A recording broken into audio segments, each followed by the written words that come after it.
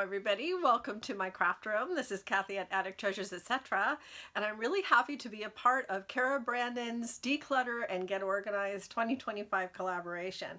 So today what I wanted to do is give you a tour of my craft room, show you some of the things that I've done differently than what I did before, and explain why I made some of the changes. Well, first of all, we had a pretty major water leak which caused us to replace all of our floors, and since we needed to do that, we decided to get rid of the carpeting in this room and in the bedroom as well. So having a nice solid surface floor in my craft room has been amazing. But of course we had to empty the entire craft room, and it was in storage for a few months while we got all of that straightened out and the floors installed. So when I put it back together, I didn't want to put it back together in the same configuration, or almost the same configuration that it was before. I wanted to make some changes. So I wanted to show you today what some of those changes were. And so why don't we go ahead and get started? So I'm going to try to move really slowly so you can see everything. The lighting in here isn't very good because the sun is up and I can't close the blinds, or the shade, which I'll show you why in a moment. But the first thing I wanted to show you is my wallpaper storage. So when I first got all this wallpaper, I got it for free from Sherwin-Williams. They were getting rid, or they had a bunch of wallpaper sample books that were expired, and they just gave them to me.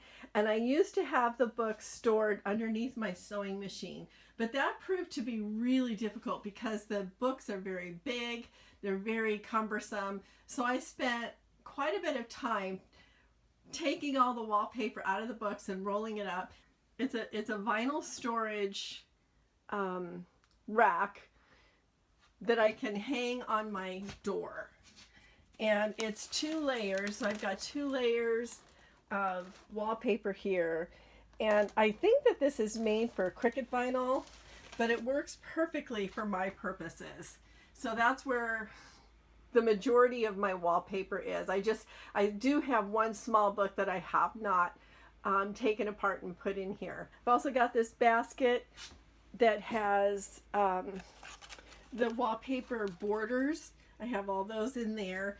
And then I repurposed a wine rack that we weren't using because we only had like 1 bottle of wine. So I brought it in here, and it's worked perfectly for the rest of the rolls. So I can just take them out like so. And there's quite a few rolls, or quite a few pieces that are rolled up in one, but they all have like a common theme. And then this also came with a little drawer. So we got this at Value Village, this rack, for next to nothing. And the only thing that I had to do was kind of take some soap on the track where the drawer comes in and out, just to, make it not squeaky. And so then I've got some extra pieces of wallpapers and wallpaper little mini books that I'm putting together for my shop. Then I have up here all of not all of them, the ones that I decided to save of my wooden stamps that I did a video on how I removed them and reorganized them, but some of the blocks had some beautiful artwork that I wanted to save, so I created a couple of shelves here to display them so I remember them, and then a couple of little flowers that I made. Now moving back a little bit, you can see some of my book storage up there. So I have lots of books, primarily because I rarely ever use printables. So I collect all these books that I get at estate sales and garage sales and thrift stores and stuff like that I can pull from to create my own unique fussy cuttings and things like that to go in my junk journals. And then I did keep one of these book racks that my husband made for me, this little bookcase, out of the crates that we got from Michael's. So I had 3 of them. 2 of them were to my left, and I'll show you what I replaced those with. But in this bookcase, I've also got books. And one of the things that I did this time is I labeled my shelves so that I have a more organized way of keeping my books organized. And then I did the same thing. Oops, I hope that wasn't too fast.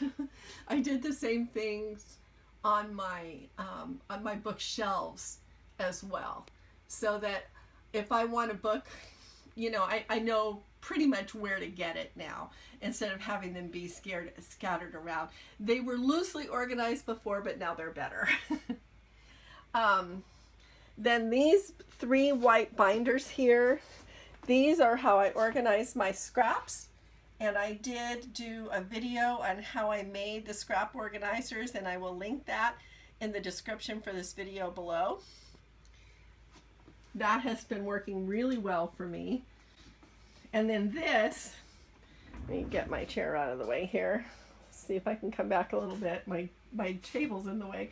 This is a rack, and I think it's for pans. I got it at a thrift store, and I put it here on my sewing table to organize my cutters and my scoreboards, my envelope punch board, this stamp platform from Tim Holtz, and then this is the one wallpaper book that I still haven't taken apart, but it's okay because it's a small one.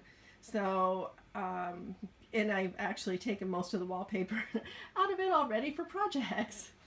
This is where I organize all of my laces and ribbons. They're not available anymore, but I got all of these storage cubes from Michael several years ago, and then my husband made these beautiful tops for them out of plywood and stained it so that it would match my sewing machine.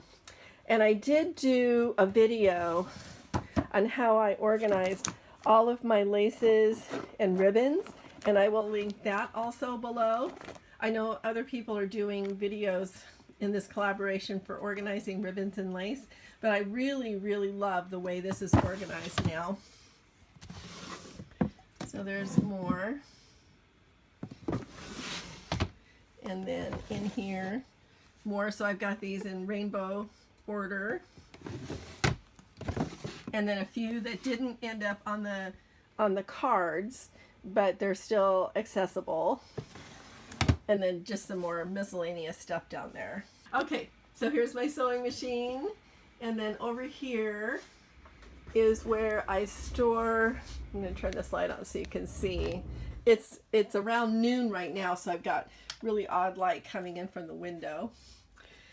Okay, so these are all of my buttons, and I have these in these containers.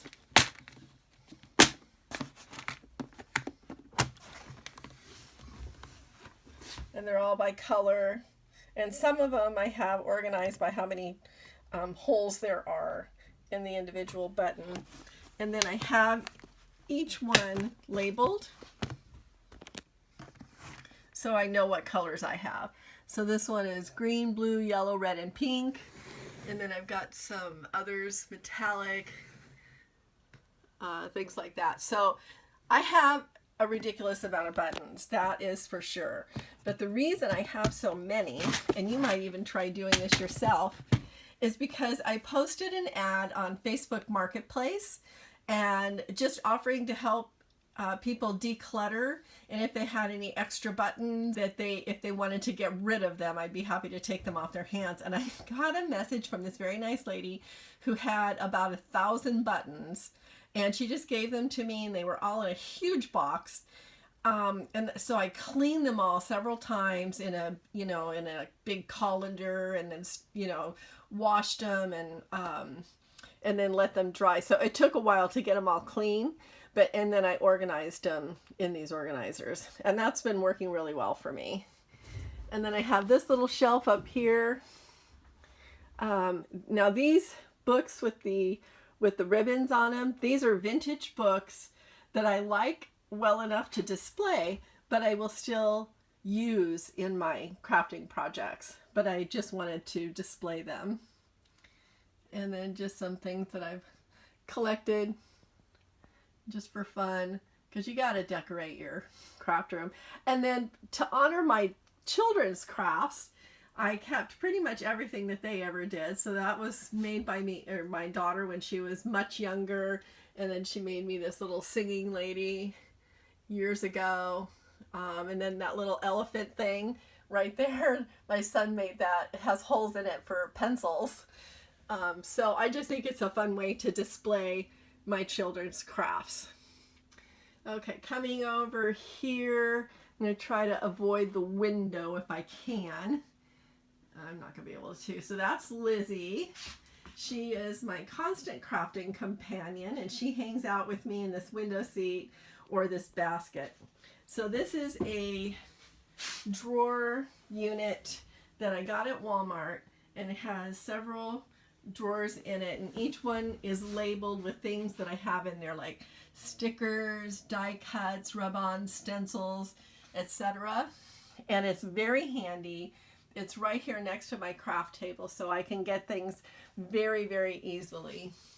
And then I have this little portable shelf or drawer container thing, probably from Sterlite, where I keep some other things as well. And then some binders. Now, this binder here, this is a